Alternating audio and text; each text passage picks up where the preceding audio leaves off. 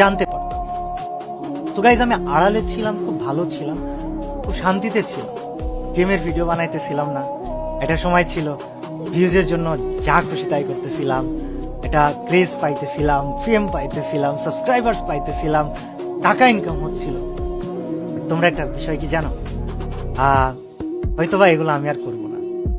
মানে কিছু পরিবর্তন, কিছু চেঞ্জ, কিছু জিনিস আছে, এগুলো না বলাই থাক। পরিকল্পনা আমি কাউকে বলবো না, শুধু আল্লাহ জানে আর আমি জানি। তবে তোমরা হয়তো এক সময় দেখতে পারবা। বাট আমি না কিছুদিন আছি, এগুলো সমাধান করতে হবে। ফার্স্ট অফ অল ফ্রি ফায়ারকে টোটালি আনব্যান করতে হবে, অথবা যেই আংশিক কার্যক্রম নিষিদ্ধ এই অধ্যাদেশটা এনে দিতে হবে। এবং এটা অফিসিয়ালদেরকেই করতে হবে, আমাদেরকেও করতে হবে না, অন্য কাউকেও করতে হবে না। এবং এটা করাই লাগবে। যদিও অফিসিয়াল আমাকে বলেছে যে হ্যাঁ, এই টুর্নামেন্টের আগে আমরা বিষয়টা বুঝতে পারি নাই, টুর্নামেন্ট শেষে অবশ্যই আমরা করব। বাট এই ভিডিওটা বানানোর উদ্দেশ্য হচ্ছে, যদি এই টুর্নামেন্টে যে আজকে শেষ হয়ে গেল, এই যে বাচ্চাগুলো আর এইচকেরা ওরা চ্যাম্পিয়ন্স হলো, এই যে আরো অনেকজনের স্বপ্ন ছিল, এই যে এত কিছু, এর নেক্সট কার্যক্রম চালু হওয়ার আগে আমি ব্যক্তিগতভাবে ফ্রি ফায়ার আনব্যানের অধ্যাদেশ বা আংশিক কার্যক্রম চলমানের অধ্যাদেশ বা কোনো একটা অধ্যাদেশ পেতে চাই।